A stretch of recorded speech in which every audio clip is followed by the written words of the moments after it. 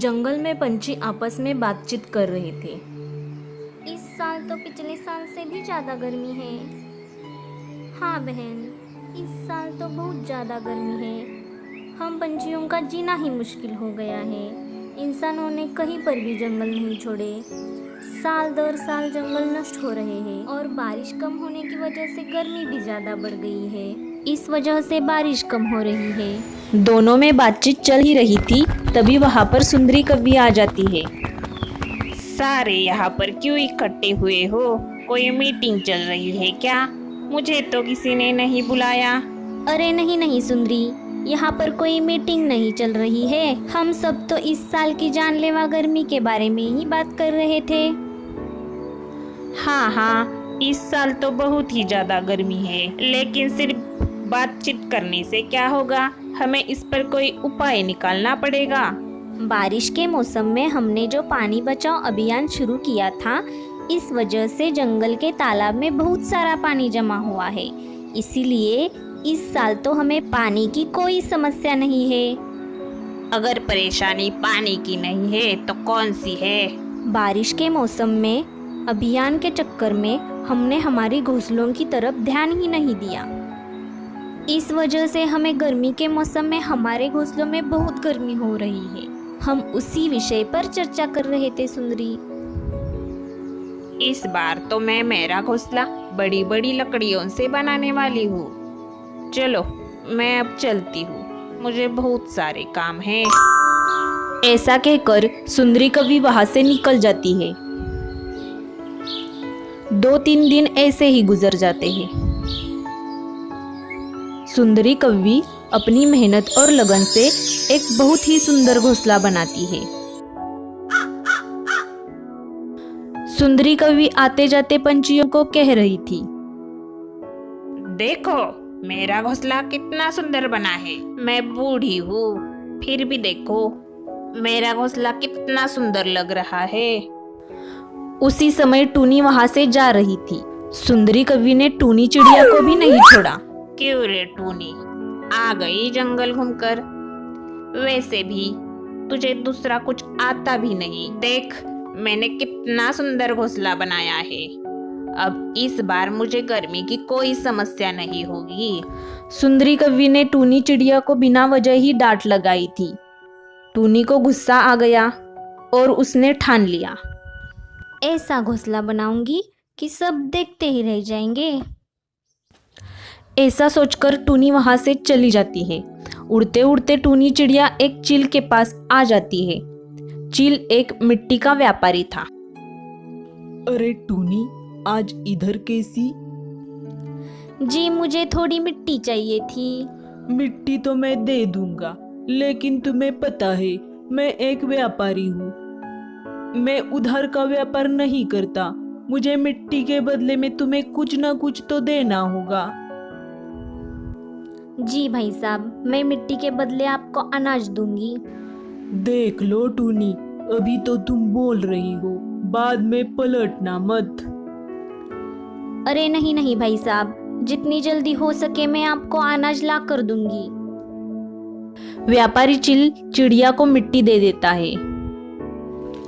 टूनी चिड़िया मिट्टी लेकर झरने के पास वाले पेड़ के नीचे आ जाती है।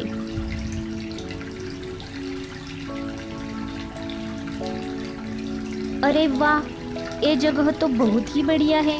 मैं यहीं पर अपना मिट्टी का घर बनाऊंगी। झरना भी पास है और मुझे पानी लाने में आसानी होगी।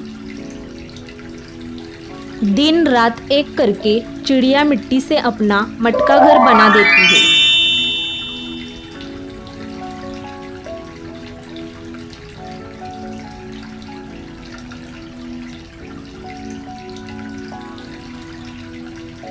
चिड़िया अपना घर ठंडा रखने के लिए झरने से पानी लाकर उस पर डाल रही थी। अरे वाह, देखते देखते तो मेरा घर बहुत ही अच्छा बन गया। मेरे जैसा घर जंगल में किसी के पास नहीं होगा। चलो अब मैं थक गई हूँ, थोड़ा आराम कर लेती हूँ। ऐसा कहकर टूनी चिड़िया अपने मटका घर में आराम करने के लिए चली जाती है। इधर सुंदरी कव्वी अपने घोंसले से बहुत ज्यादा परेशान हो रही थी। हाय रे, ये गर्मी। मैंने इतनी मेहनत से ये घर बनाया, लेकिन कुछ फायदा ही नहीं हुआ। गर्मी तो वैसी की वैसी ही है। मैं अब बाहर जाकर थोड़ा अनाज ले आती हूँ, बाद में बहुत धूप हो जाएगी। सुंदरी कव्वी अनाज लाने के लिए अपने घोंसले से निकल पड़ती है। जैसे ही वो झरने के पास आ जाती है, उसे टूनी चिड़िया का मटका घर दिखाई देता है।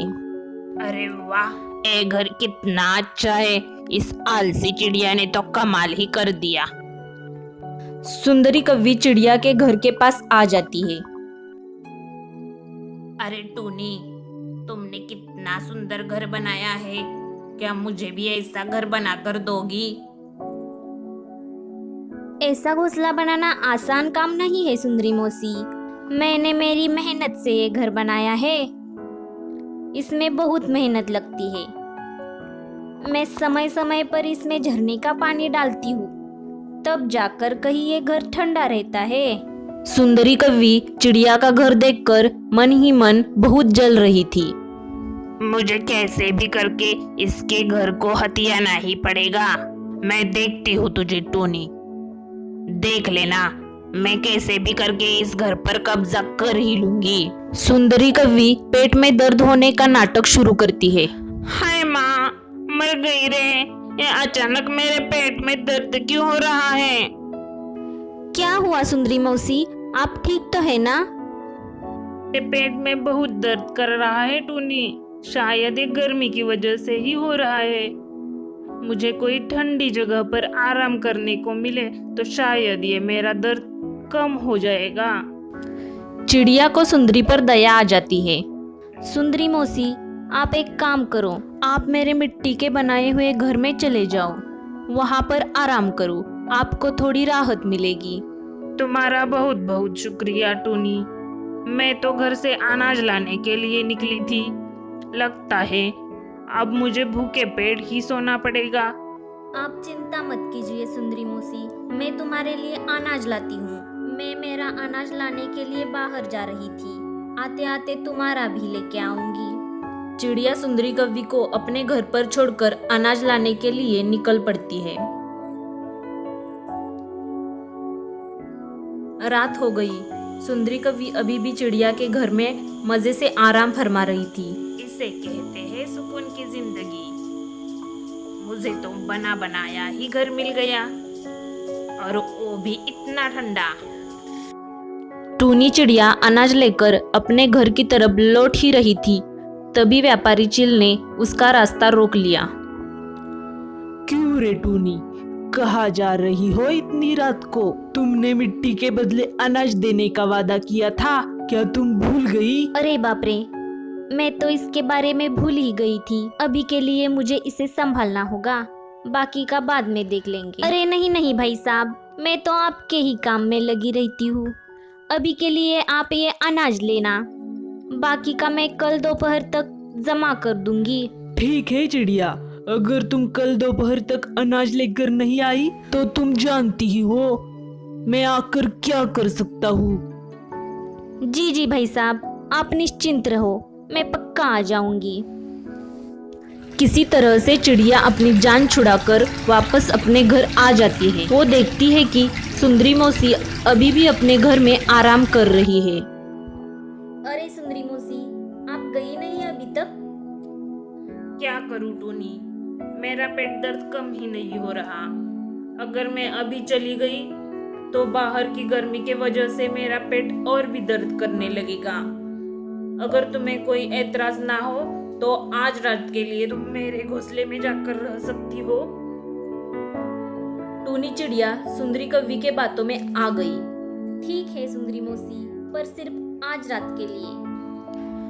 बेचारी चिड़िया हर बार मेरी बातों में फंस ही जाती है। चलो, मैं अब इस ठंडे घर में आराम से सो जाती हूँ। चिड़िया सुंदरी कव्वी के घोंसले में आ जाती है। अरे ये घर तो कितना गर्म है, पर क्या करूं, इस सुंदरी मौसी के लिए करना पड़ेगा। मैं आशा करती हूँ सुबह होने तक सुंदरी मौसी का पेट दर्द कम हो जाए। मैंने अभी अभी तो मेरा घर बनाया था, मुझे एक दिन भी मेरे ठंडे घर में सोने का सुकून नहीं मिला। जैसे तैसे चिड़िया सो जाती है। सुबह हो जाती है। टूनी चिड़िया ने 2 दिन से बहुत मेहनत की थी, इस वजह से दोपहर तक सोती रही। तभी व्यापारी चील चिड़िया के मिट्टी के घर के पास आ जाता है। अरे दोपहर हो गई है, फिर भी ये आलसी मस्त घोड़े बेचकर सो रही है। अभी मजा चखाता हूँ इसे। और व्यापारी चील चिड़िया के घर को नीचे ढकलने लगता है। वैसे ही चिड़िया का मिट्टी का घर नीचे गिर जाता है। घर मिट्टी का था, इसी वजह से नीचे गिरते ही टूट गया। तभी सुंदरी कौवी बाहर गिर गई। ओए माँ, मर गई रे। बेढंग हो तुम्हारा, लगता है मेरा पैर टूट गया। रुक, मैं तुझे अभी दिखाती हूँ। मैं अब तुझे नहीं छोड़ूंगी। सुंदरी व्यापारी चील को पीटने लगी। ये सारा सीन टूनी चिड़िया दूर से देख रही थी। अरे बाप रे, मौसी का ये रूप मैंने आज तक कभी नहीं देखा। मुझे जाकर व्यापारी चील को बचाना होगा। अरे कलमुहे, तुम मुझे मारना चाहता था? मुझे, सुंदरी कौवी को? अरे सुंदरी मौसी, मुझे छोड़ दो। मुझे लगा इस घर में टूनी चिड़िया है, मुझे तो उसको सबक सिखाना था। मुझे क्या पता उसमें आप थी। तभी वहां पर टूनी चिड़िया आ जाती है। अरे सुंदरी मौसी, उसे छोड़ दो, उसकी कोई गलती नहीं है। मैंने एक घर बनाने के लिए इसी व्यापारी से मिट्टी ली है और इसके बदले में मैंने इसे अनाज देने का वादा किया था। आज दोपहर तक मुझे इसको अनाज देना था, लेकिन मैं दे नहीं पाई। इस वजह से इसने मेरा घर तोड़ दिया। अब तो ये मेरे हाथों से और मार खाएगा। क्यों रे चिल, ये जंगल क्या तेरे बाप का है जो तू मिट्टी बेच रहा है? अब तो तुझे हम दोनों को मिट्टी का घर बना के देना होगा। हाँ हाँ सुंदरी मौसी, आपको भी घर बना के दूंगा और जंगल के सारे पंछियों को मुफ्त में मिट्टी बांट दूंगा। अब तो मुझे छोड़ दो। जैसा कि व्यापारी चील ने कहा था, उसने सुंदरी कौवी और टूनी चिड़िया के लिए मिट्टी का घर बना दिया और साथ ही साथ जंगल के सारे पंछियों को मुफ्त में मिट्टी बांट दी। सारे पंछियों ने मिलकर अपने अपने मिट्टी के घर बना दिए और खुशी से अपने ठंडे ठंडे घर में रहने लगे। आपको क्या लगता है, सुंदरी मौसी अच्छी है या बुरी? मुझे कमेंट करके बता देना। स्टोरी अगर पसंद आई हो तो लाइक और शेयर कर देना।